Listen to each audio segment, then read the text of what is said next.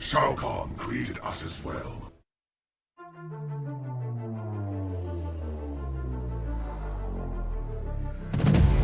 You cannot kill what is already dead. Magic binds me still.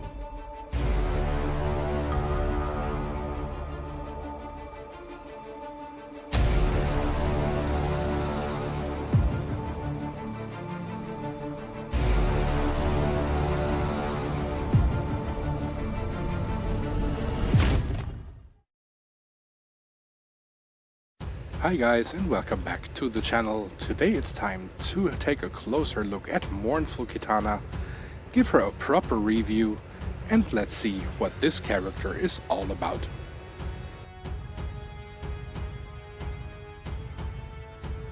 Mournful Kitana is part of the Outworld class and her passive is called Outworld Rebellion. All Outworld teammates start with +1 bar of power.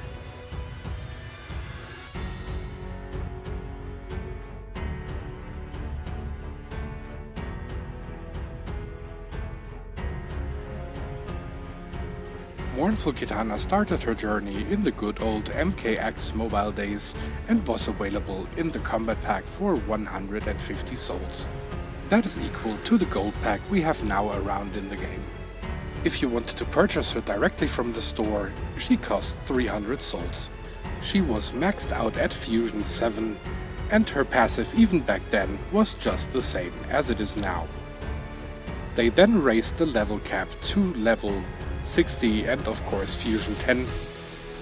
And just like Venomous Devourer last time, she also was part of the Outworld Queens, who then suddenly were promoted to become challenge characters, thus receiving a little boost in stats, removed from the gold pack and put into the challenge pack. With a little assist from Feats of Strength and a little bit of the talent tree, her stats are quite solid for a gold character.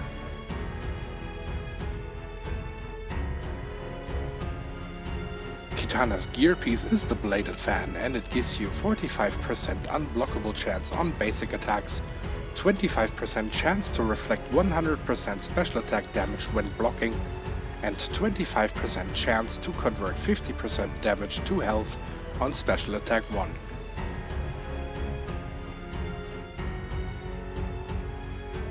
In terms of her feats of strength, she will have to knock out 500 Melina enemies to unlock her rune. For her victory stances, she has to win 750 matches in faction wars. For her taunts, she has to knock out 1000 enemies. For her icons, she has to perform 1500 special 2 attacks. For her backgrounds, she has to win 200 matches in challenge mode. And for her titles, she has to win 500 matches in battle mode. And now we are going to take a look at the victory stances one by one, starting with Double Down.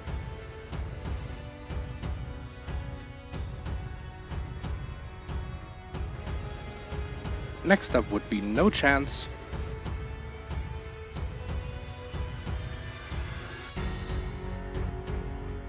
Third we have Fan of Death.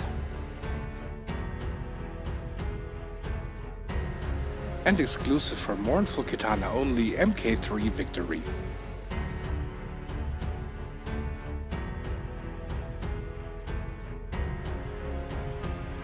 And on your victory screen it will look like this.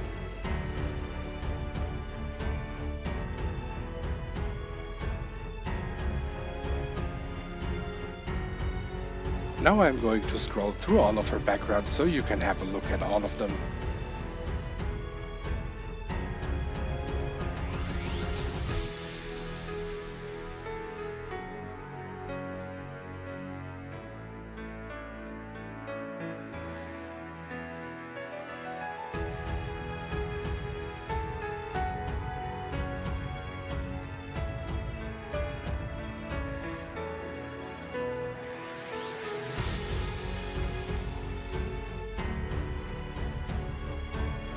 Next up we have the icons.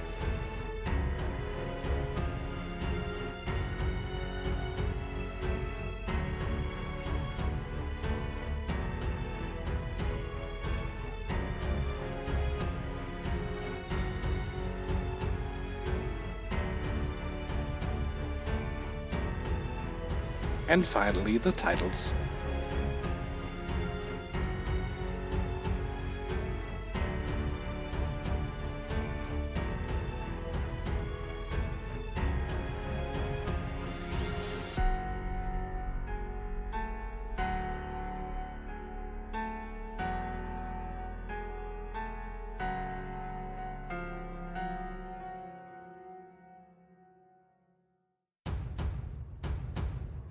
Mournful Kitana has two different combo enders. The first one is using the Staff of Jade and knocking the opponent down to the ground.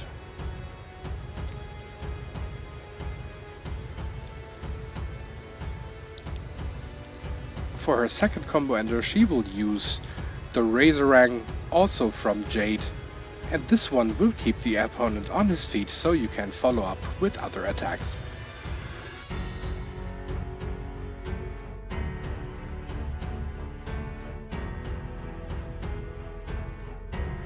Her special one is called Uplift and it has a power drain effect tied to it. This can be very useful in battle, but unfortunately this attack is not capable of KOing your opponent.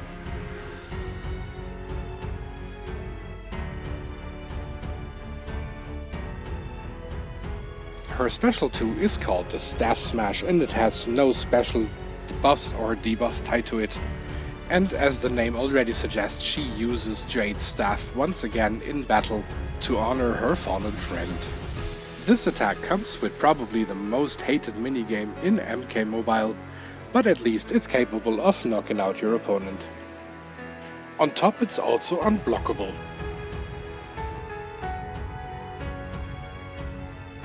Her X-ray is called Slice and Dice and it has a blindness effect tied to it. So even if your opponent survives the X-ray, there's a high chance that his basic attacks will miss.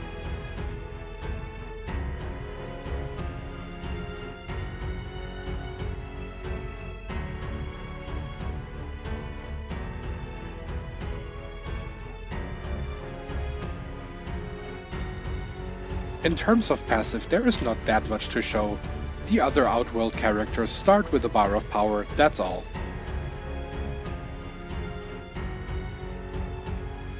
Coming up with some good gear for Mournful Kitana was kind of difficult, but I think my very first choice would be the Bloody Voodoo Doll.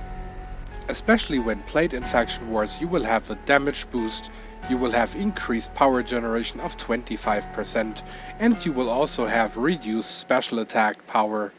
And even though that's just 15%, you will still get to your special ones faster, because in most cases you will use her as power drainer. In case you don't like to play her with her fan and rather start with the second bar of power, then you should definitely equip her with the Vial of Infinite Blood, so she has the block breaker at least from the accessory slot. And let's face it, Kitana characters without block breaker, that doesn't really work. Then, as already mentioned, I would give her the Wrath Hammer, just especially because she would also get the 20% attack boost. Of course you could also give her the Bloody Tomahawk or whatever other 1 bar of power providing gear we have, like the Quailiang Scepter or the Devastator under certain circumstances. But I think with an attack boost of 20% she will be just fine. Then as a final gear piece of the 4 recommended ones, I would go for the Bloody Shokan Armor, mainly because that will be very great if you play it together with her Bladed Fan, because this way both gear pieces have a chance to reflect special attacks, and if you have 2 on Kitana, her chance to reflect especially a special one are incredibly high. And I can just imagine that you already guessed it. The best gear piece for Kitana, hands down, is of course her Bladed Fan. A block breaker on basic attacks, the chance to reflect special attacks. On top, converting health by the use of special one. That's the perfect gear piece for Kitana.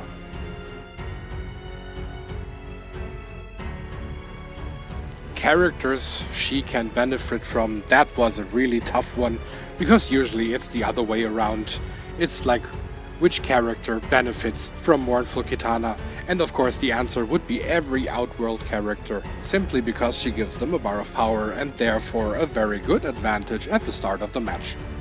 But when flipping things to the other side, then I would probably choose Shao Kahn, because as an Outworld character, he will assist with a hammer throw due to his passive each time she tags in. Next up, I could mention Nimble Reptile simply because of the 30% health boost he gives to other Outworld characters. Then we also have another 30% boost, in this case damage, with Sun God Kotal Khan, a supporting character who was already mentioned in my last review of Venomous Devourer, if you remember. Then I would mention Pharaoh Ermac. Every time when somebody dies, everybody on his team gets a toughness boost, and Mournful Kitana of course will benefit from that as well. But the winner in my book and the best character to play together with Mournful Kitana is Day of the Dead Kitana. Every time when somebody dies, every Outworld character will heal, and that heal is quite significant. Mournful Kitana is a character that was around many times. Whenever I played Outworld teams, I so many times put in Mournful Kitana just because of the bar of power. I have to really admit that I don't like playing with her that much. She is really the one who either comes in to power drain in a situation where it's needed, or to use the unblockable special 2, especially when the character that I want to KO is already on his Revenant shield, for example. I just tag in Mournful, execute the special 2, and it takes long enough that the opponent will be knocked out as soon as the special 2 sequence is done. Unfortunately, I never really found her that good of a fighter. She has wide gaps in her basic attacks. She is kind of vulnerable after using special 2 attacks. Her special 1 doesn't KO the opponent, so she is really my supporting choice, but never really a fighter choice. And her special 2 would actually be quite amazing if they would just remove this terrible corner swipe. It was very disappointing that they made her a challenge character, but aside from a little stat boost they gave her nothing. There was no upgraded passive, no change in her attack style, no fixing of gaps, simply nothing. That was very unfortunate. But now we already reached the pros and cons, and my first pro is the 1 bar of power. Of course, every Outworld character can benefit from Mournful Kitana, regardless if you play her or not. My second pro, and that's a very obvious one, is that she's a power drainer.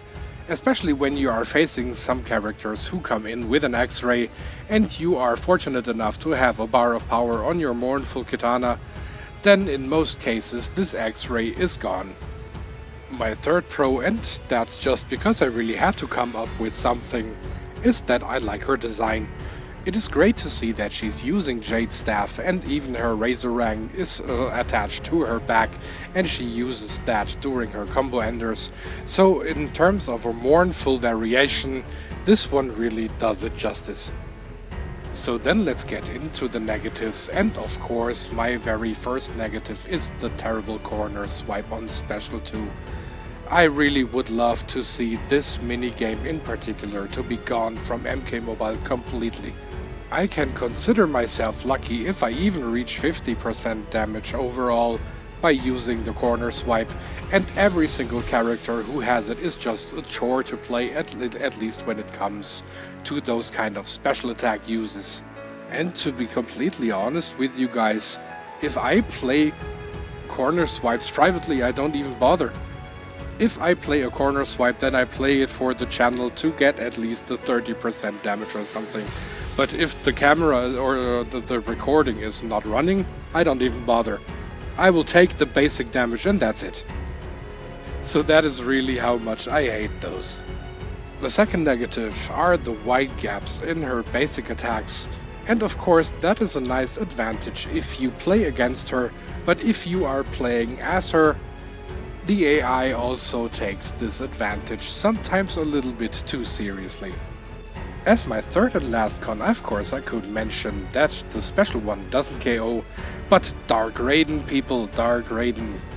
Power Drain Dark Raiden, and this guy might be at an X-ray in no time. So despite him being a quite old card, he is very dangerous, especially if you are in with power drainers. And now imagine you would have, for example, the Bloody Tomahawk on Mournful Kitana to have power drain on Special 1 and Special 2 and you face Dark Raiden. Bad outcome, especially if you're the last surviving character. So that's with the pros and cons, and now it's time to get into the rating. And unfortunately I have to be quite harsh here and can only give her a 4 out of 10. As she was just a regular gold character, for 150 souls in the gold pack she was absolutely okay, but upgrading her to a challenge character without giving her anything aside from upping a little bit of the attack and the health, I mean seriously, that's absolutely not a challenge character at all. Of course it is nice that people who don't have her yet or not fully fused can now fuse the character for pretty much no souls at all and get even souls in return, but many of those who play for quite a while will have her already long maxed from that old gold pack or even from the combat pack, and that new challenge is just a complete waste of time aside from farming souls. So as much as I love the character itself, in this variation and in that combination, I'm sorry, I'm not impressed at all. But yeah guys, this was Mournful Kitana in a nutshell for you guys, and I hope that you enjoyed this little review. And of course I will be around very soon with the next video. So until we meet again, stay safe and healthy, protect the ones you love, take care of each other, enjoy the ongoing Black Dragon Tower event. I will be back very soon. Casey, over and out for today. Thank you for watching, Lord Realm. If you enjoyed the slaughter and the bloodshed, you can support the channel by clicking on the like button. You can also click on one of the two videos presented by Baraka here. Also make sure that you are subscribed and click the bell notification icon to be notified upon new uploads. You all know the drill. Wound not kill, have a good one, and see you next time.